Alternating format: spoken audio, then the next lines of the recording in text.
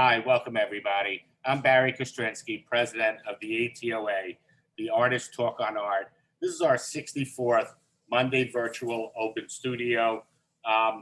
It is July 12th. We welcome you all. We have a very exciting program tonight. This virtual presentation is part of our response to COVID.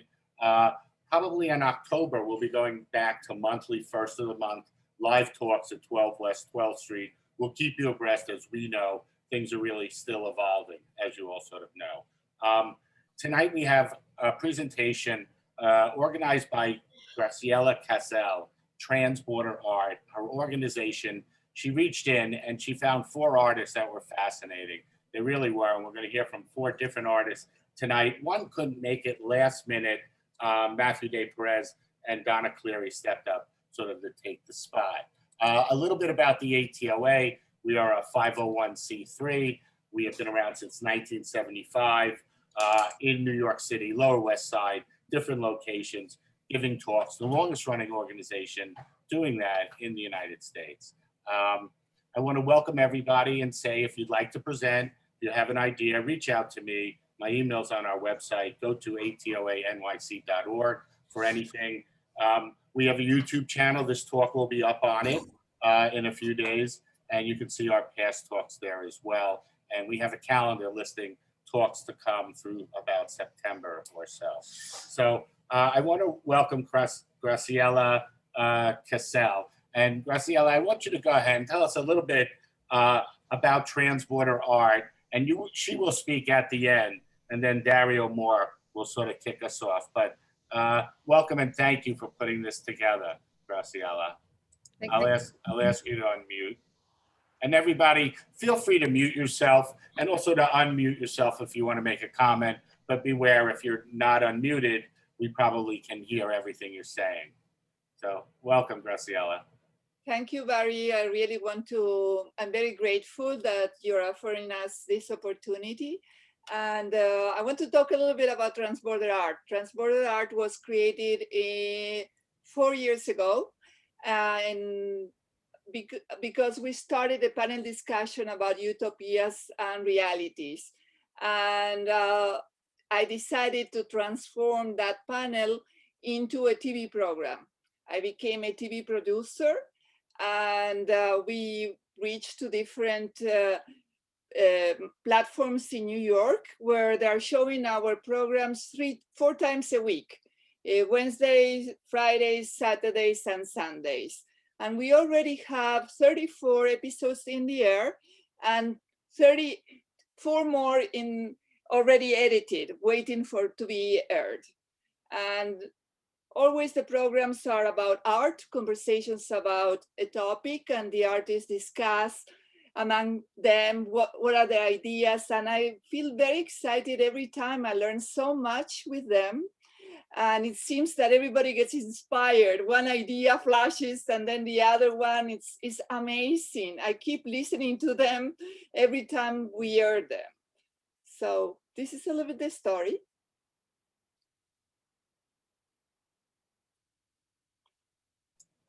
Very nice. Thank you, Graciela. Let's move over to Dario Mohr. Dario, welcome to Artist Talk on Art. Where are you coming in from? And feel free, everyone has about 15 minutes to present. And welcome, Dario. 15 minutes, right? Did I hear you right, Barry? Okay, cool. Thank you. Thanks so much, Barry, for creating this platform for artists. And thank you, Graciela, for inviting me to participate in this. And yeah, I'm coming in from Bronx, New York, Mott Haven area. I've been living here for a few months now. Live basically in every borough except for Staten Island. So I like to call myself a New Yorker. But I also lived in Buffalo, New York for a significant period of my life. So that's a little bit of where I'm from. And yeah, I'm going to go ahead and share my screen to show a little bit of my work. So I began, as a painter early on. And that was my primary medium for a long time. I did some graphic design. I dabbled in a few different disciplines, but painting was really the foundation of a lot of my contemporary art. And these are just some examples of some paintings. you know, from I think 2017. I didn't want to go too far back, but I just wanted to show, you know, just a little bit of, you know, where I was coming from. These were painted on canvas, mixed media. There was spray paint involved as well. The tearing of canvas off of the frames. And, you know, this is really at the juncture where I started moving away from just painting, traditional painting on a canvas. You know, I started thinking about how I could present my work, you know, in different ways, and kind of trying to like, liberate the canvas or, you know, the painting from the frame to be able to make sort of more 3D, and later on installation works with it. So, you know, this is just a little bit of that journey, you know, sort of like the juncture where I started to shift away from painting directly onto the canvas and moving it, you know, into the 3D realm. So you can see this one is directly on the frame still, but these were peeled off and, you know, were just kind of hung almost kind of in a relief-like fashion, not really, you know, freestanding, but, you know, taking up a little bit more 3D space than some of my previous works. And then, you know, I started getting more into installation. And let me see. I've got some small examples, you know, where I started working in the 3D realm. You know, really one thing about me is I hold on to a lot of things that, you know, may break or, you know, that are just like, I'm not a hoarder. At least I don't like to consider myself one, but I do hold on to a lot of things that I think may be useful for art. And, you know, this was a pair of jeans that I've had for, I think about like 11 years. And you could tell they're kind of brownish and green in a few different colors. But, you know, I wore them out and then they ripped one day. I was getting on my bike and they ripped. So I ended up turning it into this, this sculpture that's actually on the flyer for this event. This is called, was later included in a larger installation piece that we'll get to in a little bit. But, you know, before I started working with the larger installations, kind of shrine-like or altar-like installations, I was creating these little icons for them. And these are just some examples. This was a blazer that I don't think it broke. I think I just, you know, outgrew it. I think I got tired of it. It was worn out. So I ended up making another sculpture out of it. Another pair of jeans, some other clothing of mine, a jacket, another jacket. But thinking about like the forms, you know, manipulating the forms and thinking about how I can, you know, like what sort of like what pareidolia kind of images that I can make out of it, you know, kind of like how you look at the sky and you'll see like, you know, faces or fish and clouds and things like that. I was kind of doing that with these fabrics, manipulating them and, you know, just kind of like, you know, changing its form on the ground until I saw something and then decided to sculpt something out of that. I was speaking about liberating the canvas from the frames as well. So another part of my practice that I started going into at this point was creating with the stretcher frames themselves. Like the canvas was usable and I was making things with that, but then I had all this leftover stretcher frame. So I ended up building these structures out of it. And, you know, just thinking of new ways to be able to really further my practice into the 3D realm. I was really compelled to do that at this time. So these are some examples. As I said, they were kind of, I consider these like icons because they ended up kind of, you know, playing that role, sort of like a centerpiece in a lot of my later installations. So I'm going to jump to some of those now. So for undergrad, I went to Buffalo State College. I got my BFA there. And for grad school, I went to the City College of New York for my MFA. And these were just a part of my thesis show there. Initially, I was, you know, making paintings, you know, staying in my wheelhouse. And I was really encouraged to think beyond that, you know, think about like, you know, what I can contribute to the conversation that maybe wasn't really shown before. And I felt like the best way to do that was not only including, I mean, the symbols and things that I use in my paintings, but also objects and, you know, sentimental objects and nostalgic objects and things like that provide a lot of food for thought for me when I'm creating. And I started just juxtaposing objects with some of my pieces. And, you know, eventually they started turning into these larger installations. So for example, you could see the sculpture that I showed a little bit earlier with the jeans is included in this larger installation here with other objects that I found, some of which I got from Materials for the Arts, some of which I just found, like, you know, walking around New York City.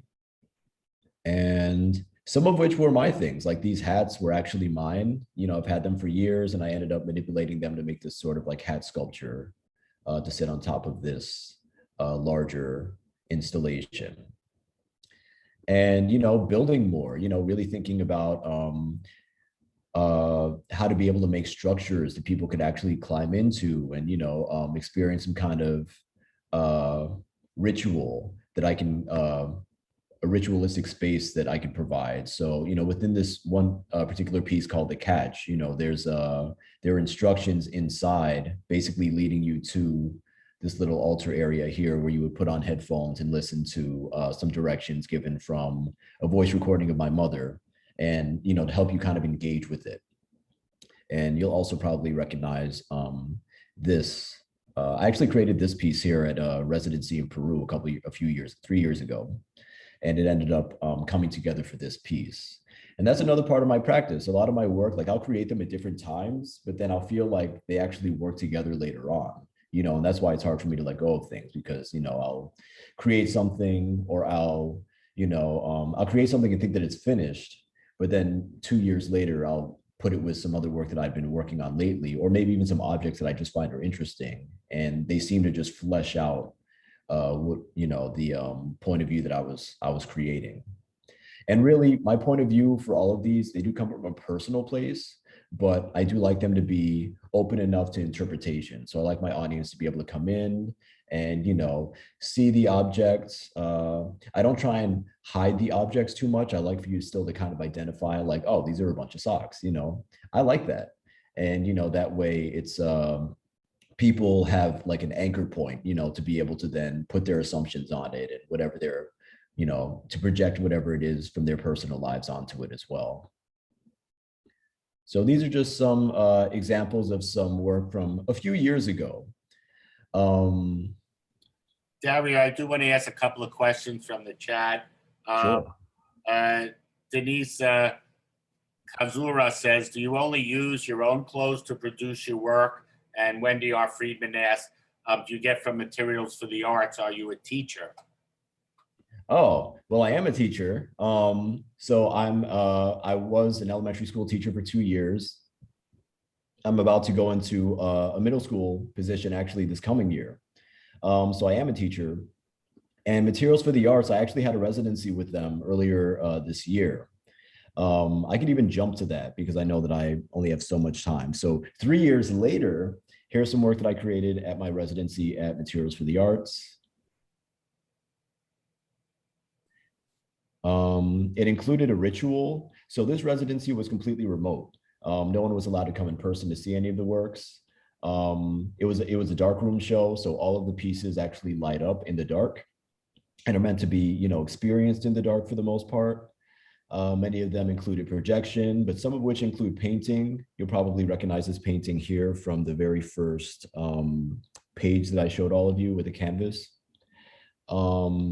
So yeah, I created this series with some old works that I created, and, you know, paintings from 2015 and some old things, you know, like kind of reworked and included this series in particular being sort of referencing Jungian archetypes and thinking about like the music industry as a play, because, you know, a big part of my work is nostalgia, like referencing, you know, things that were a part of my childhood.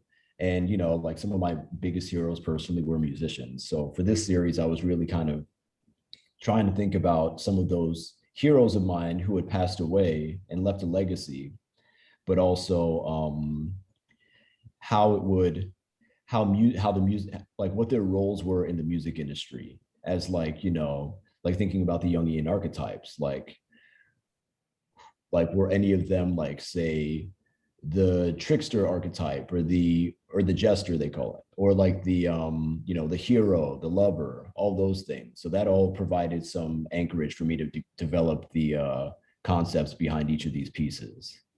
And these, yeah, once again, these could not be shown in person, because of the pandemic. So, you know, it was a large exhibit. Thankfully, I was able to use the studio as part of the exhibition space as well for that reason. So in a way, I was grateful for that because I was able to have, I mean, the largest show that they've ever had in Materials for the Arts, because it also included their studio space, which is a really nice space for exhibition. So I was glad to be able to create this work there. But at the same time, I knew that there was no way for people over Zoom to be able to experience, like, you know, sitting down in it or, you know, interacting with any ritualistic cues that I could provide inside each of these installations. And for that reason, I knew that I needed to activate them myself, sort of for the audience to see. And this was actually the first performance that I had ever done. And, you know, I've been thinking more along the lines of performance since this. You know, I've done another solo show afterwards at Flux Factory, and that included a public performance where people actually were in person witnessing me perform, which is something very different for me. You know, as a teacher, it's interesting because you're comfortable, like, say, I'm very comfortable like in the classroom, but like in terms of art performance, it was sort of new for me. So, you know, it was cool to kind of try and flex those muscles, try something new because of the pandemic. You know, I really didn't have a choice but to do it. So you can check out the Archetype visual soundtrack. That's the name of the series. You can check out the activation ritual on my website at dariomohr.com or even on Materials for the Arts website. But that is one of my series that I created this year. And I've got some other work that I can show you, but I do want to take a time check. Dario, let me read a few of the comments and then show us maybe one more piece or so. Geraldine Hanrahan, who's a board member of the ATOA and also a gallerist, says wonderful work, and definitely I agree with her. And asks if you like the work of Jimmy Durham or Noah. I do. Purify. You do, and you're familiar. Yeah, I'm familiar. I mean, you know, the indigenous, like claiming indigenous identity, you know, all that's very controversial. I love his work. I love the imagination, the juxtaposition of, you know, bones and wood and things like. I think that I love just his process and his mind. You know, the way that he can put different objects together and, you know, create like an animal or, you know, some of the different figures that he creates. So what about Noah Purifoy? Are you familiar with his work? He was a big influence on David Hammons. He's got this desert museum out in Joshua Tree. So it might be somebody you want to look at. He doesn't get enough attention, but I think you'd love his work. It's Noah Purifoy. Oh, I have seen these with the bikes. I'm a big fan of bikes. I think you may have seen a lot of the bike wheels on some of these. Yes, I have seen these before. Amazing work. Yeah. Amazing installations. Yeah. How do you spell his name? It's in the chat. It's Purify, possibly Noah. Wendy Friedman says, love the altar-like feel many of the pieces have. It is welcoming. Babs Reingold says, excellent work. And I love the use of the varied materials. Can't agree more, especially how your work actually morphs and grows over the years and how you move through materials. Give us maybe one more piece and then we will move on. Of course, you know, obviously Dario has work that could fill an hour and a half easily. Thank you, Barry. So this is just a piece that, you know, I mentioned my residency at Flux Factory. So this is basically 3 pieces in total, but it's all, you know, it's all connected. So this is called Don't Let It Slip Through Your Fingers. Those are the 3 different pieces and they're all connected. It's dedicated to my deceased grandmother and the ring that she gave me that I lost in 2019 and just sort of through the pandemic grappling with that loss. So you'll see a lot of hands, you'll see sort of some funerary imagery. And at this point, I honestly started trying to, you know, bring painting back into my practice after having stepped away from it for so long. You know, I wanted to really kind of, you know, I wanted to, after having specifically worked in sculpture and installation, kind of make a series that was specifically based in painting. There are some assemblage, you know, items and things also included here, but that was like my main challenge, to kind of like grapple with, resolve the problem of reintroducing painting into my practice after being away from it for so long. And yeah, thanks so much for this platform. Thank you for giving me the opportunity to speak about it. And thanks for all the questions. Oh, you're welcome. I think Basha Ruth Nelson says it really well. Your work totally touched me and drew me in. We've seen so many different combinations and juxtapositions that our eyes are almost immune to shock and something new. But you do something your own that's quite unique, and really, you create a unique new, almost I'd say you're right about a ritualistic space. You're carving out this tiny niche. Very interesting work. We will move forward though. Sorry, we can't continue deeper. Marilyn, is it Narora? Marilyn? Narota. Narota. Welcome. And where are you coming in from? I'm in New York. I'm in Harlem. But I grew up in Queens. I'm not from this neighborhood. I am a New Yorker. I consider myself one as well. Very nice. So share with us, tell us a little bit about your work. And I do want to point out, it was really nice to see Dario from Mott Haven, the South Bronx, and now to have an artist from just over one of those bridges, maybe into Harlem or a different section, an area I've enjoyed. And it's been very arts rich in the last 20 years.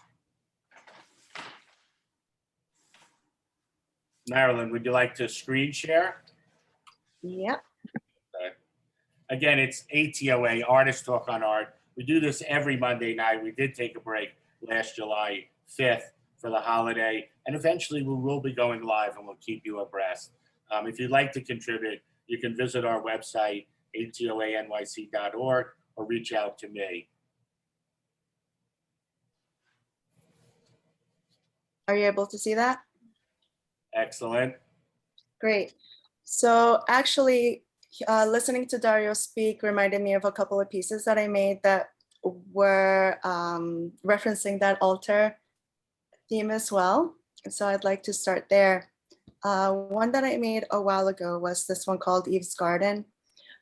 It's an installation piece where I set up this almost mythological surreal space. I deal a lot with surrealism, the uncanny, because I worked in clinical psychology for several years before becoming an artist. I was doing a lot of research, so that's another interest of mine, and that is imbued in all my artwork. So this piece became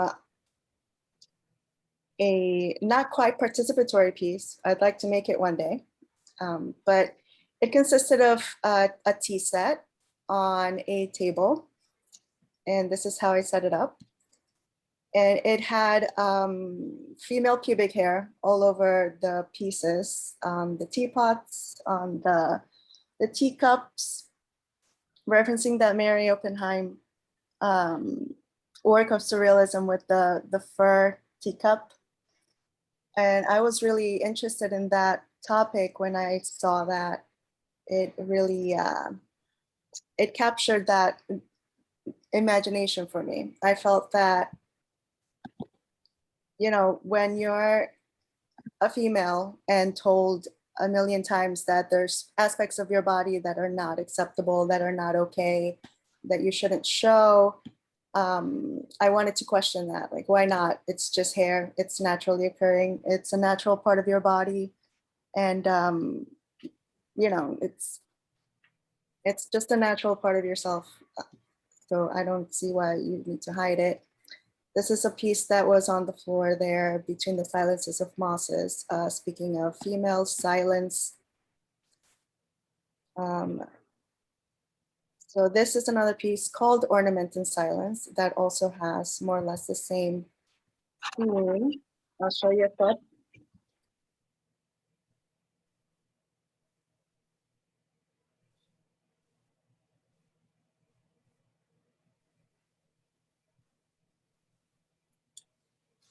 Not sure if the audio is on, Marilyn. Sorry, what was that? I'm not sure if the audio was on. Okay, I can talk over it. So in this piece, I literally walked around with a piece of a ponytail, piece of my hair in my mouth to drive home that idea of something being slightly out of place. I walked around all of New York City, just taking video of myself doing this slightly out of place thing, you know, trying to question those roles, those gender norms, where do they come from? And, you know, it's hair that we all have, and it's just slightly out of place, and all of a sudden I just look very strange. Another work that Dario's reminded me of was this piece that where it's about immigration, I would say. My mom and my family and I are immigrants from Colombia. We came here when I was small. My mom crossed El Rio Bravo. And this is more or less a tribute that I created, an altar dedicated to all the immigrants, old and new, to this country.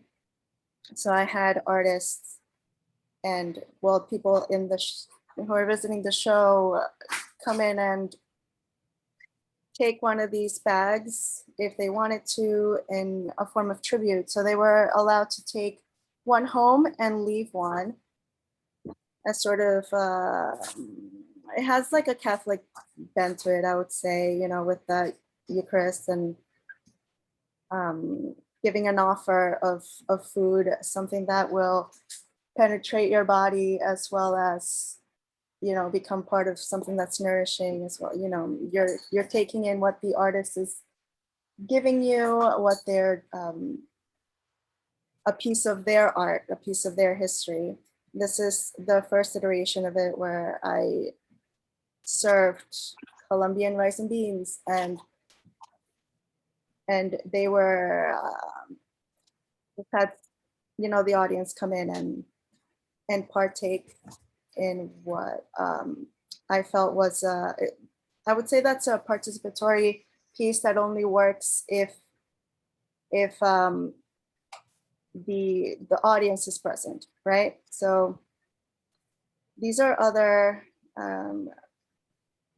artworks. They're sculptures that I created for a residency.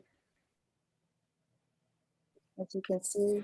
Can you go back to that shoe with the teeth? Yes. Helen Fury from 2017. It's a high heel shoe with a bunch of, these are orthodontic, you know, teeth. They're not real. I didn't yank anybody's teeth out. These are just from a lab where they make dentures.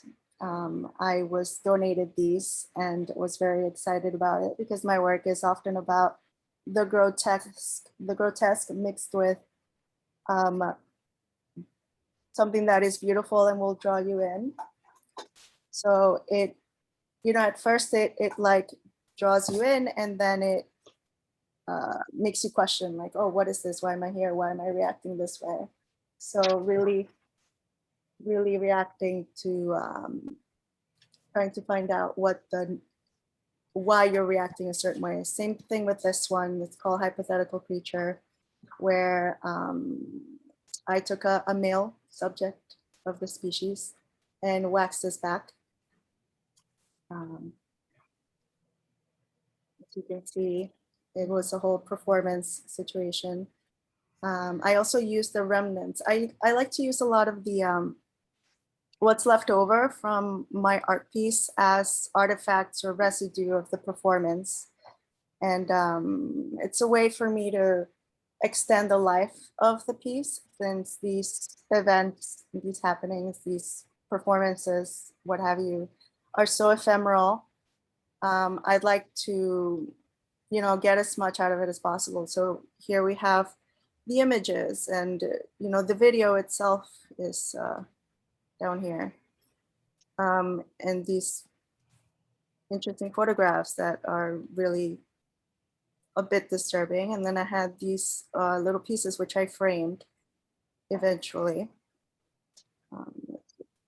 So more recently, I'd like to show you a couple of clips, if I may. Sounds good. So last year I participated in the Works on Water. I guess it was an event where artists were invited to create works in New York City that had to do with the waterfront, in a way of reacting and celebrating the New York City waterfront, highlighting it. And this is a Let bit of. me read a few comments, Marilyn, first. Sure. Had a great reaction. Dario Mohr says, love the choice to paint the wall between the columns in one of the pieces. Wendy Friedman says, the mirror really makes this piece for me, the high heel and the teeth. Dennis Kazura, take one, leave one is a lovely work. Interesting how people pick out different works. They're all strong. These are not soft. You know, you work minimally, which is very hard to do in collage, but you get the right elements. You know, the teeth on the ground. It's not what we like. So it's very strong imagery. Oh, thank you. Yeah, I do like simplicity. I like just in general streamline, but I want you to focus on what it is that I want you to focus on. So I guess in a way I'm the opposite of Dario, where, you know, he's a maximalist and I'm a minimalist in my work. But, you know, there are different ways of approaching art. I'm going to show you this clip and I'll talk over it as it's going. So for this piece, I wanted to address immigration again, and this is just a clip of it where I'm across the bay from Ellis Island, and I drew maps on paper of the journeys that several people that I know took getting to this country. And I wanted to make that link between old immigrants, new immigrants, and this was during the time, you know, Trump was still in office. This is another piece. Ooh. This is the piece that I made most recently.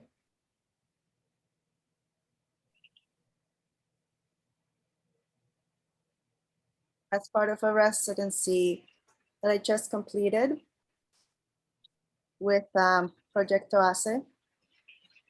It might be a little confusing because it was a screen, like recording the screen of my desktop as part of the piece. So it became a form of net or web art where this was done like recently within the past like month and a half, where I worked with two other artists who were in the residency. The lady in the middle is from Brazil. The lady on the left is from Argentina, from Buenos Aires, where the residency is. And we collaborated on this project that had a lot to do with utopias, actually, Graciella. It had to do with, you know, imagining the future, a language that's unified, that would unify us, like Esperanto, you know, that made up language. And we spoke each in a different language. There was Spanish, there was Portuguese, and there was English. We overlapped them. We said words like future, memory, communication, dilemma, all these, you know, type of words that we felt were, you know, processed, past. But when we made it, we initially thought about having it celebrate the merging of different cultures, the different, you know, what happens when we all gather together in a very, you know,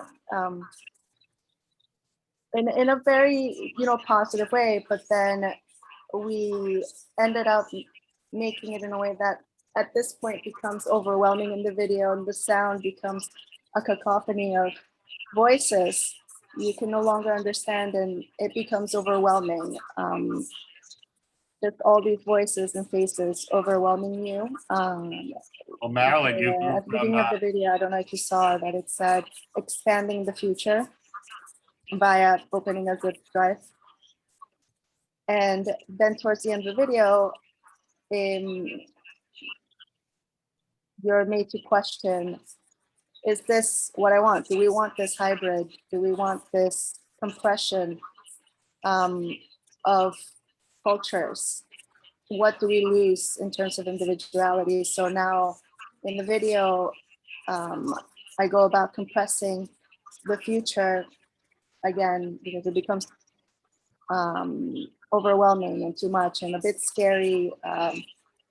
Again, I use that very simple, sort of streamlined way of working and presenting my work. And in this video as well, we focused on the mouth, which, since the topic was about reaching across the distance, communicating, being connected during quarantine, this is also the area of your face that is covered by the mask that we've all been made to wear, and how this is sort of the part of each other that we've been missing, the smile, the language that we're, communicating with each other. So this is the part of your faces that we haven't gotten to see for about 1.5 years. Marilyn, there was also, I do want to ask a question. I meant to ask it earlier, sorry. About the piece, Reingold says, what reaction did you get to the ponytail in your mouth? And obviously, when you do a performance work, what happens and the responses, I don't think any artist really knows until they go through it. It's usually very unique and varied. So great question. What were the reactions? And then, of course, we'll go back to this for a bit. what were the reactions to the ponytail? Weird looks, people doing a double take. I wanted to look like just the female who's maybe on her way to work, on her way just commuting, day-to-day life. And then she's got this one thing that's out of place, the ponytail in front of her face instead of on the back of her head. But it's, it's New York, and people are pretty, you could say they're maybe a little bit jaded. So, oh, sorry, there's a. Marilyn, do you mind if I open it up to a question or two and then we move on? Sure, go ahead. Okay. I'll sort of unscreen share. And I welcome anybody to jump in if they have a question or two. Certainly. I just wanted to add to that question that I had asked, which was also, was any of that included as the final piece for the final piece? Okay, yeah, there was a brief moment where somebody kind of jumped in and put their arm around me and sort of smiled at the camera. But I don't know if it was because there was something weird going on or just because there was a camera.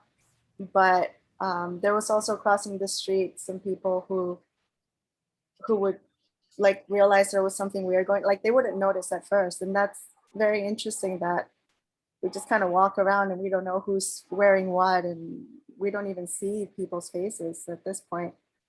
But yeah, some people who would just like look and like, am I really seeing what I'm seeing kind of look. So there were a couple of things like that. Very nice. And of course, at any time later, anyone can put a comment in. Feel free, artists, to share information about yourself in the chat as well, and reach out if you have an idea or a theme for a panel you'd like to present one Monday. We're going to move to Donna Cleary. I want to thank Donna. We had sort of one of the artists wasn't feeling well, and so last minute she sort of jumped on. So thank you, Donna, for doing that. And welcome to the Artist Talk on Art. Welcome. Thank you. Thank you for inviting me. I'm realizing as Marilyn and Dario were presenting that there's some stuff on my website that's missing, but I'll show you what I have, and I'm going to do a little screenshot or share screen, and hopefully this will, oh geez. Okay,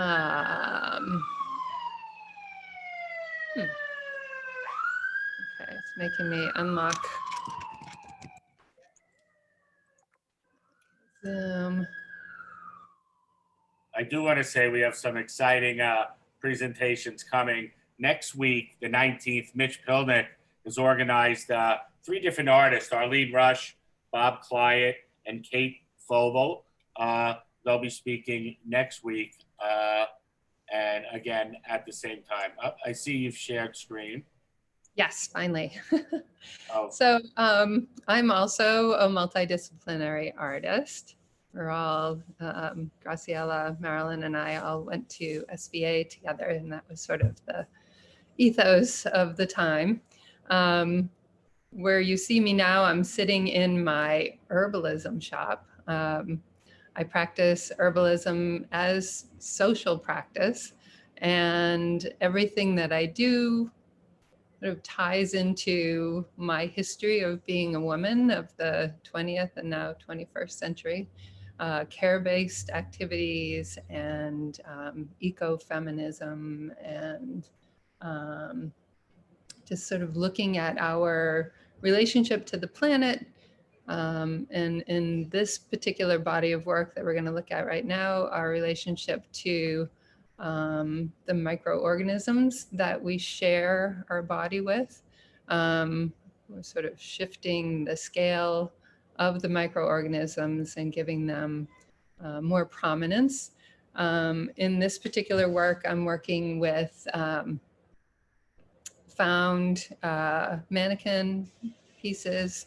Again, having this shop puts me in the retail space, and I find mannequins all over the place, and I actively seek them out as well. This body of work was created during COVID and sort of reflecting on, I think when I started these ideas, I was thinking about them as like a cautionary tale, that if we aren't careful about our relationship with these microorganisms, then, hold on, I gotta move some things around here, then they might become problematic for us. And it's interesting that that did in fact happen with COVID.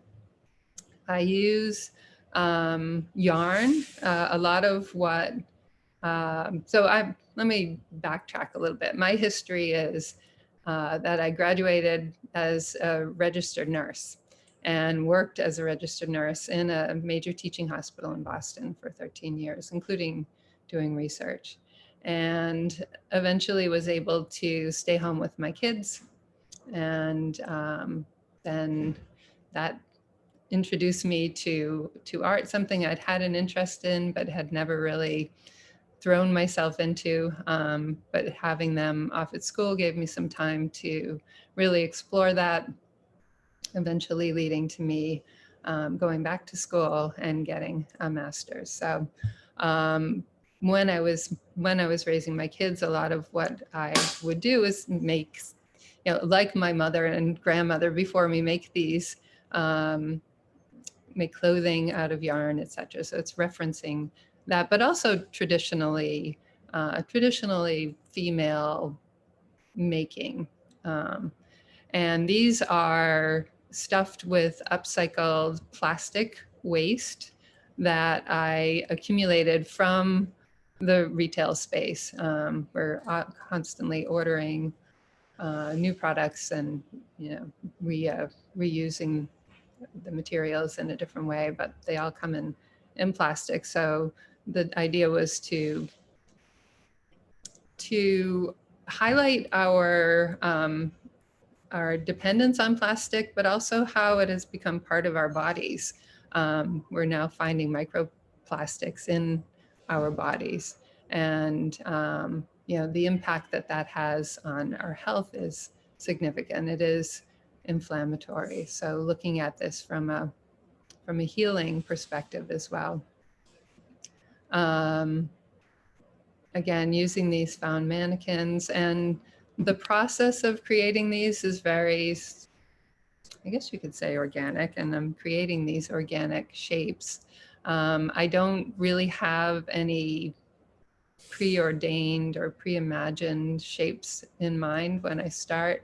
I just, during my downtime in my shop, use this as a way of a form of meditation, as a way to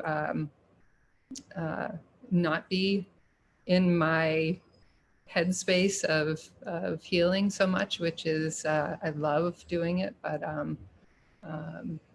you know, getting into a more out of body experience. And I'm adding and subtracting and creating these organic shapes. And then adding them to the these found mannequin pieces. I did want to look at, well, let's see what else we got here.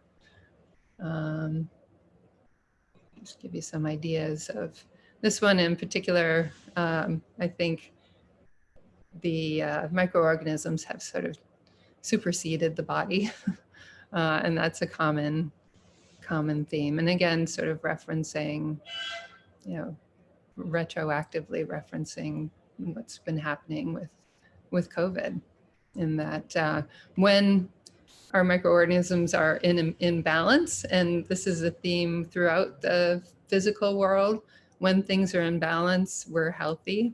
And when they're out of balance, we become sick. And, you know, I think as a culture, we're aware of, you know, global warming and our effect on the planet. And this is really examining that relationship. I wanted to go into some performative work that I've done. And unfortunately, I've done a lot of videos, but I realized that they're not on my website, which is not cool. This is a piece that I did for Art in Odd Places in 2019 with Kati Health. And the two of us look back at our history and our experiences of being assaulted as young people, and wanted to sort of reclaim that that history and move through it in a positive way. So we both embodied goddesses. And in this case, I become Kali, who is the Irish creator goddess. And she has an enlarged vulva. And you'll find these sculptures referencing to her and what's called the Sheila na gig. Interestingly enough, all over 14th century churches in Ireland and England. They have been installed over the doorway. And to me, and nobody really knows why or what these mean, but my thought is that, you know, the vulva is a place of transition where you're moving between realms of existence, you know, inside, you know, before being in the mother's body and then becoming part of the mother's body and then transitioning out into the real world, if you will. Just like the opening to a church is a transitional space, you know, walking through this door and experiencing the metaphysical. So these were this was us walking down 14th Street and around the area as these goddesses, you know, starting off putting paint on our hands and then covering up our mouth and marking ourselves as, you know, being silenced. And we, you know, the Me Too movement actually changed a lot of that, but, you know, and eventually washing that paint off of our face with mud and being able to express these experiences. We did a little prayer session in a stand of oak trees, which for the Irish are a sacred space. The Druids would hold their ceremonies in these spaces, probably because they lived for about 3,000 years. And as they became large, they would catch the wind and a torque would happen on their on the tree, and it would literally squeeze these healing tannins out of the trees, and the Druids would use these tannins for healing miraculously, but with some sort of science base to it. And this is actually, oh, so we gave out smudge sticks, and we, we're pretty boisterous. And so we walked our way through the levels of grief, starting with, a very mournful experience, and then moving into eventually anger, and then so we screamed on the street corner, and I mean, we had lots of people staring at us like we were crazy people, which, there's a story in Irish mythology where a woman literally loses her shit, if you will, and transforms into this beast that's half animal, half bird, half human, and creates destruction all over the world. And it's love that brings her back. But the idea behind the story is that sometimes you just need to lose your shit, and as women, we've been told that we can't. And this was giving ourselves permission to do that, so that we could move on. We did have an interaction with the police. We were doing a performance out in front of, I guess, a very wealthy condo building. And we had set it up ahead of time with the doorman, and apparently somebody complained and called the police on us. And they came with their tasers and their mace, and told us that we had to, stop performing. And we're like, we're in the middle of, this art exhibition. And we had to go back and clean up a little bit of the mud that we had left behind at that space, which is fascinating. I mean, yeah, we look crazy, but what the heck? This is what we were. This is art. So I wish I had some of these the videos to show you. Maybe what I'll do instead is, hold on a second. You can always put the links in later. You can always put the links into the chat section for people. Okay, I'll do that. Can you guys see the front of my shop here now? Is that showing up? I see hell hath no fury. Oh, okay. Well, let me see if I can new share. Hold on a sec. I'm going to share this image here. This is my shop at 810 Washington Avenue in Brooklyn.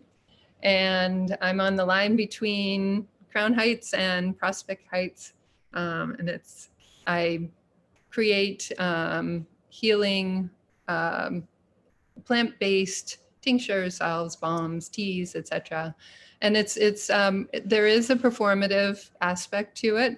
I embody, the healer. I let people know that my history as a nurse, but also that I trained as an herbalist for 3 years. And there's an interesting story there.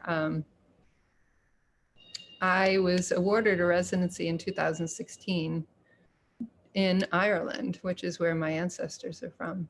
And prior to that residency, I had become interested in herbalism. So I did a little search on Irish herbalism and discovered that my dad's family ran an herbal medical school from 1400 to 1700. I wrote to the herbalist / scholar who had written the article, and she invited me to. Did you say from 1400 to 1700? Yes, yeah. Years, family herbalist. During the Middle Ages, yeah, crazy. What ended it was, so Ireland was also colonized by England, and they'd been on the island from 1100 through 1700 at that point. And they made it very hard to be a local or somebody originally from Ireland. It was very oppressive, but in 1700 they made it illegal to have a profession, be educated, own land, speak Gaelic. And that's when the herbalism practice ended. But when I went to meet this herbalist, she invited me to come stay with her. She asked my mom's maiden name, and turns out it's a derivative of the Gaelic word for medicine. So her ancestors were herbalists as well. So for me, this is a reclamation, and I don't know, there's a co-story about how herbalism ended in Western civilization, if you will, in Europe, where wealthy landlords and the church organized or had a law written called Malleus Maleficaris, where it made it legal to call a woman a witch and have her burned at the stake. And it's thought that perhaps up to 1 million people died during a 200-year period. A lot of them were autonomous women working outside of the patriarchy.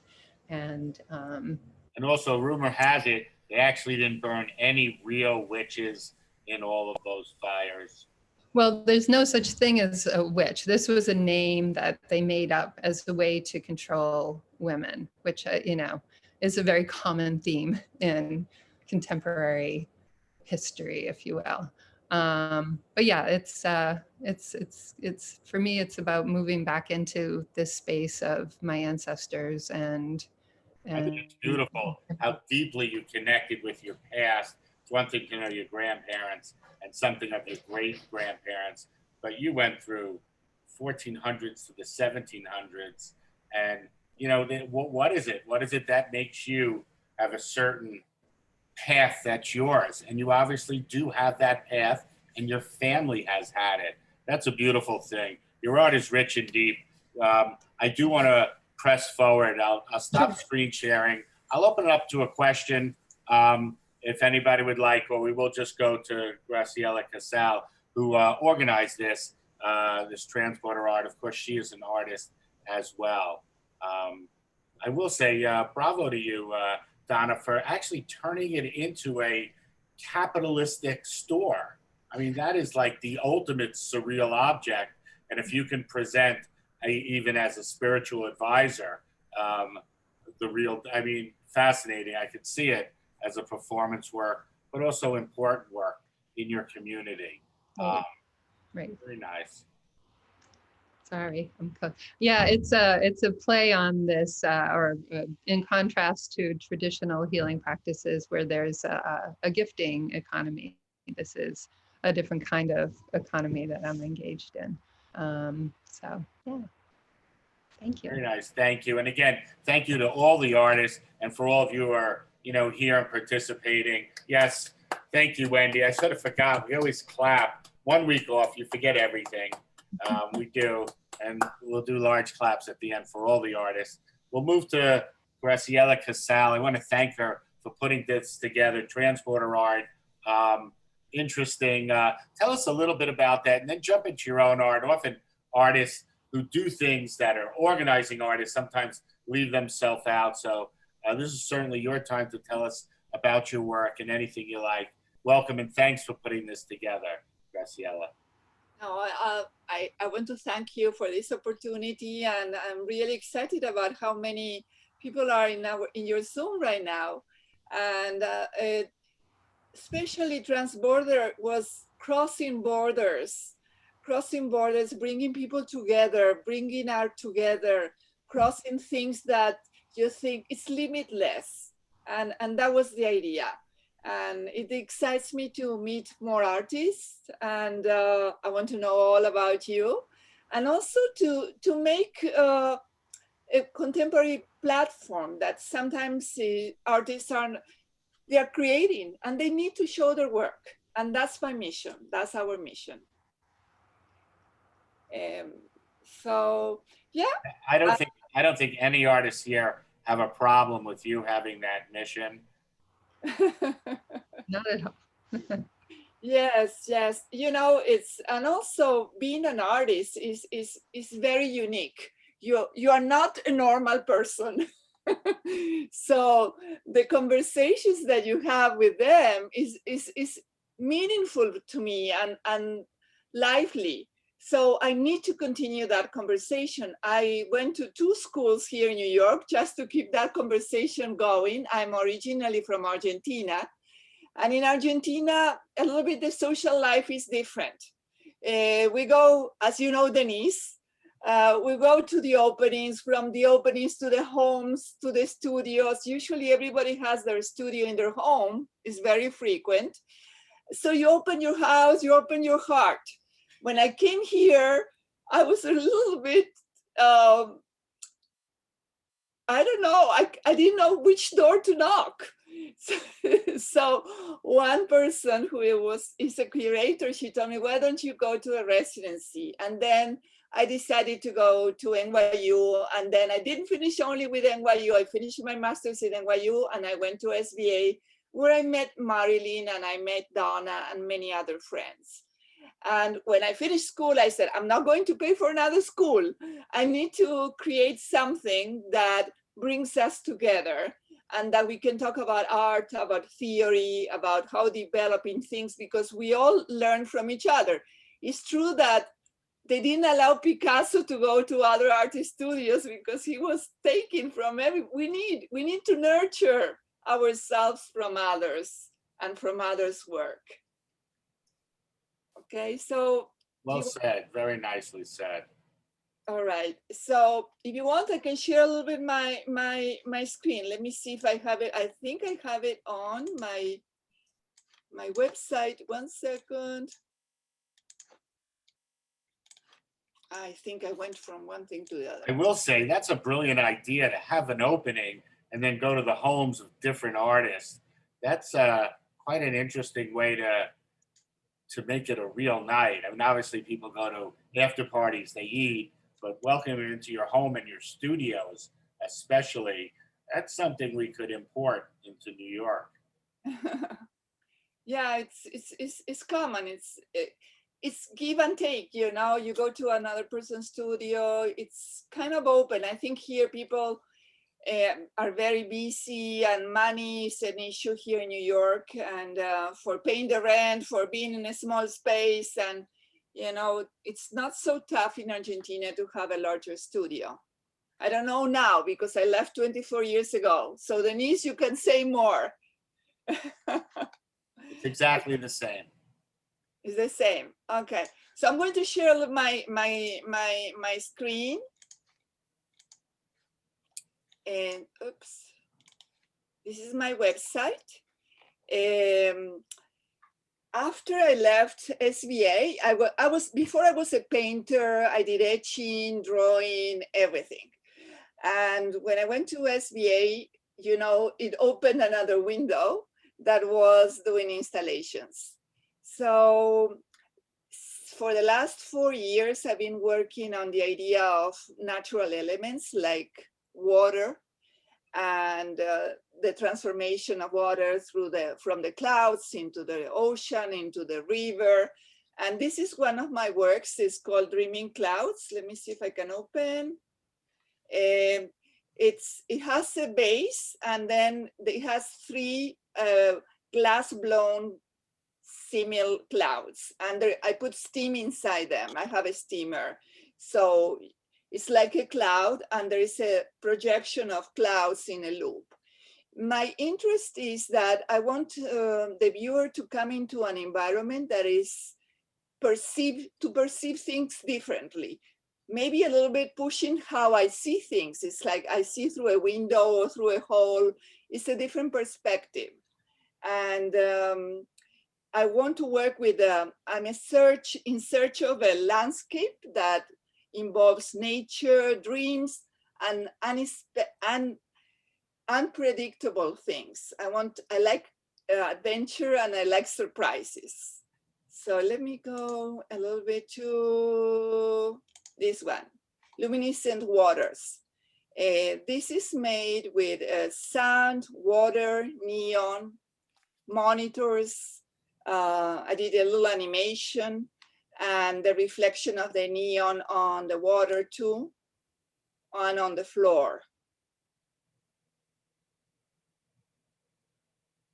This I worked like with a watercolor on top of wood.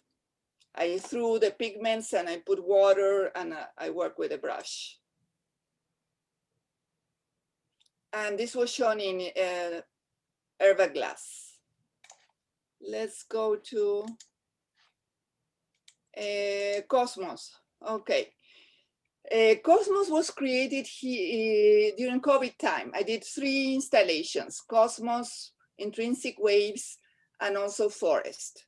So I was dreaming about pages like flowing in the air, and these pages had light.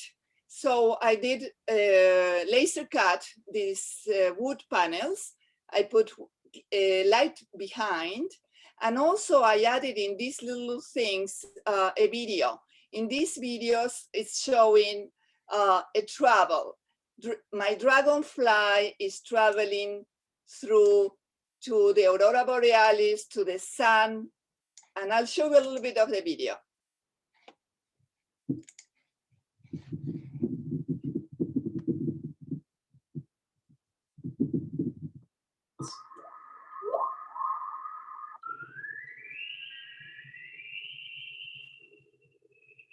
That's Aurora Borealis.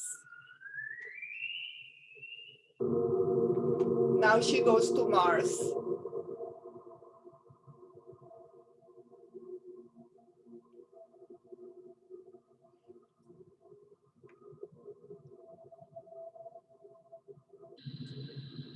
That's the nebula.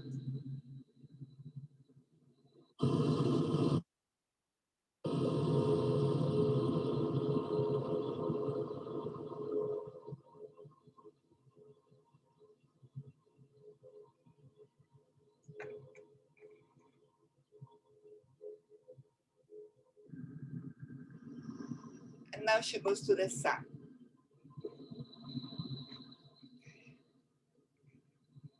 All right. I want to show you another video because I'm always working with the idea of nature or whatever I see. And it's called In the Sky. They are. I want to make it big.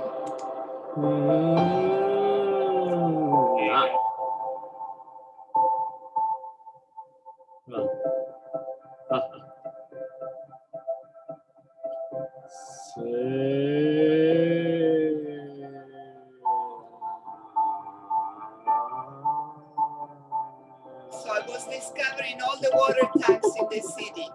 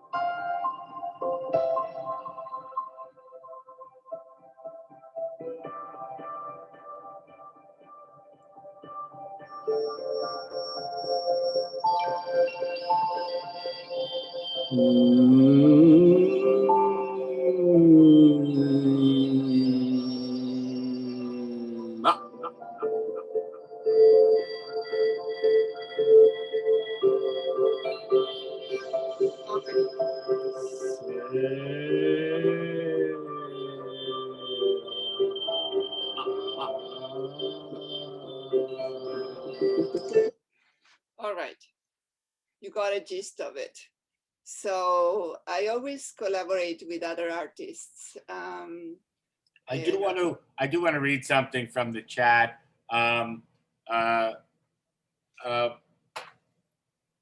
Marilyn Narota says she always wanted to ask why water. Well, I guess what is water to you? And Babs Reingold points out water is going to be an issue with climate change. It already is an issue in California. You hear it on the news. It was in the Jack Nicholson film from the 70s. Does this have anything to do with your focus on water? And I will add, yes, you're working with elements, water, but when I see your work, I think as a colorist, you're working with light. Definitely, yes. Well, I don't remember how much percentage that the earth have of water, but I think it's 70% of water. and also in our body. So it's essential. It's essential. I'm not an environmentalist, but I think I am in some way, because I'm bringing the idea of the importance of water. For me, is elemental. And also water for me is when I'm very stressed, that's where I go. I have to look at the river, or I have to go to the ocean. And that brings me to a spiritual moment, to a state of mind that is really beautiful. I do use water also in a playful way.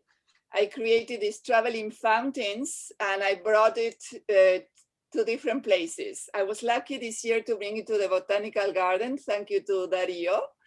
And I do have a little video I showed with, this is with kids. They really enjoyed it. Short one. And this one we brought a ballet dancing with the fountains. All right. I don't want to go over a lot. I don't know, do you have questions or? I'll open it up to questions, but yeah, feel free to show us some more work. Again, this is ATOA, Artist Talk on Art. We're here every Monday. You can see what's coming in the calendar on our website. Denise Kazura says it's beautiful when people interact with work, and whether, you know, that was sort of extremes you showed, the kids playing in the water, somewhat expected, and then a ballet doing like a Swan Lake sort of group dance. I thought that was like a brilliant contrast. And Wendy Friedman picks up on that. What a great idea, making your art both interactive and portable.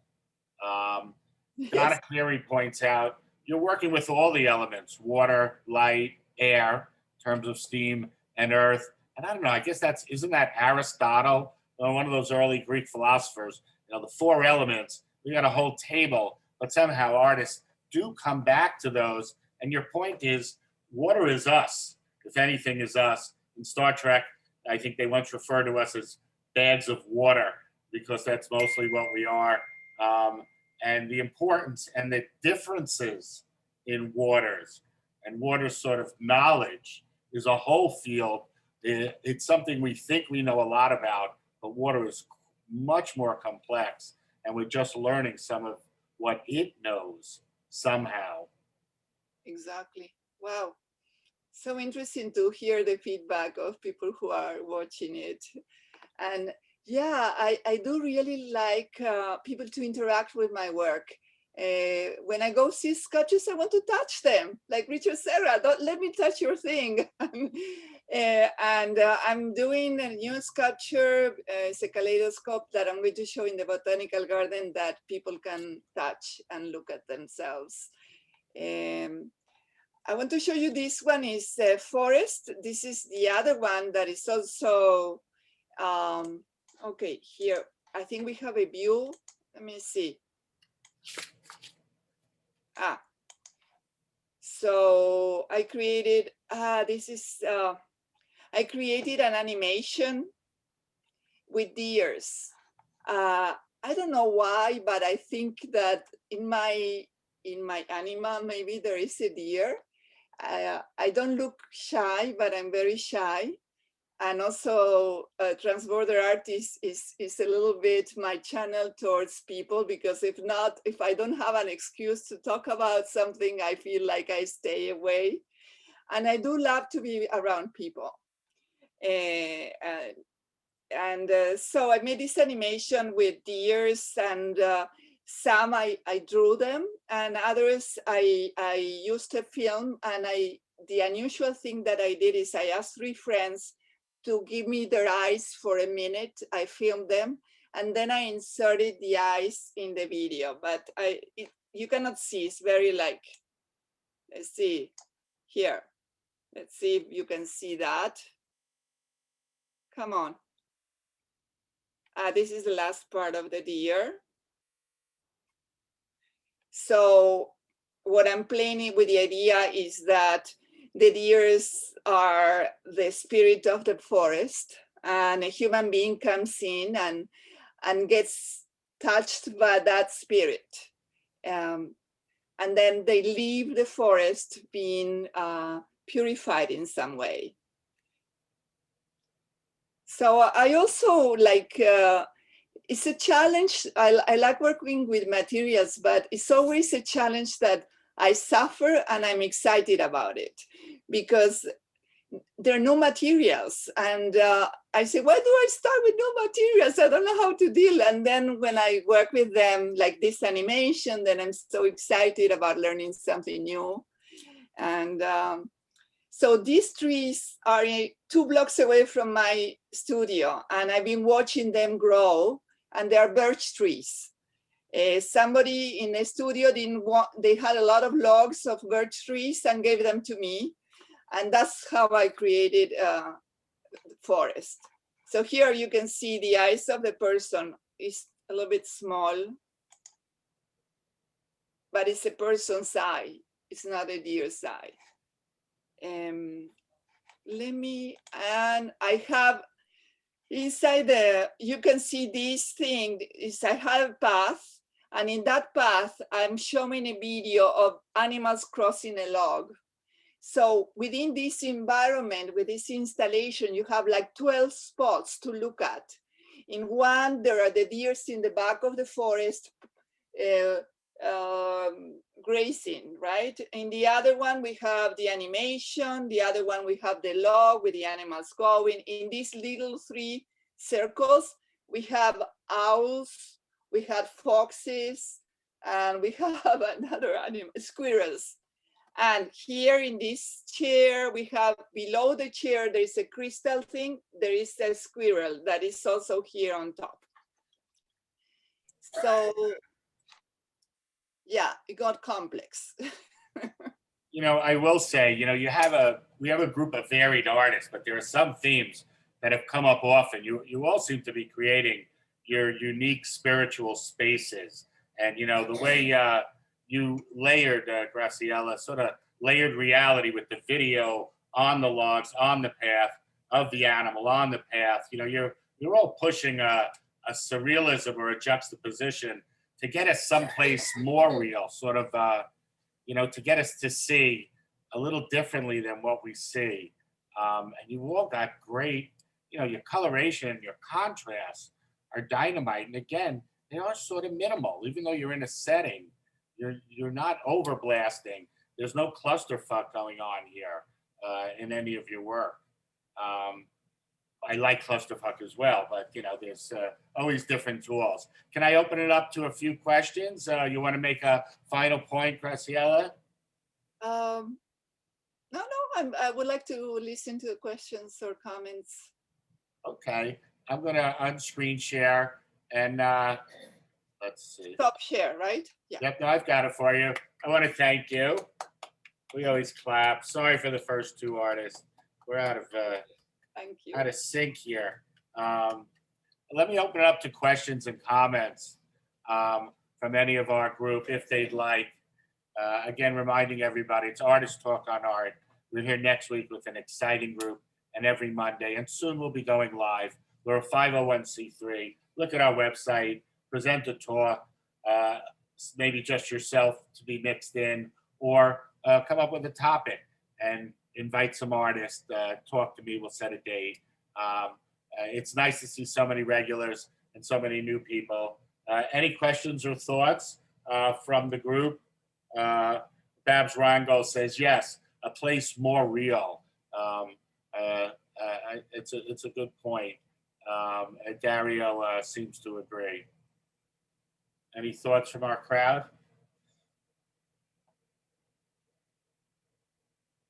Well, I do want to thank you. I want to thank all the artists, the 4 artists, of course, last minute slip in, Donna. Thank you. And always the organizer, and obviously Graciella for all you do.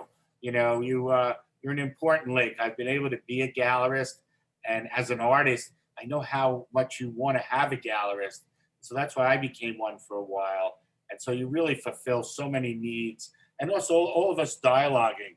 What we might think is little conversation artists don't often get that. And so this group has come together in our 64th talk. We have a varied group of people who come in and out, but we all support each other. We say what we feel and think, but often sometimes simple things like that don't happen in our busy societies. And we want to set up an artist space, a sort of quieter space. And we took in a lot of artwork, a lot of images tonight.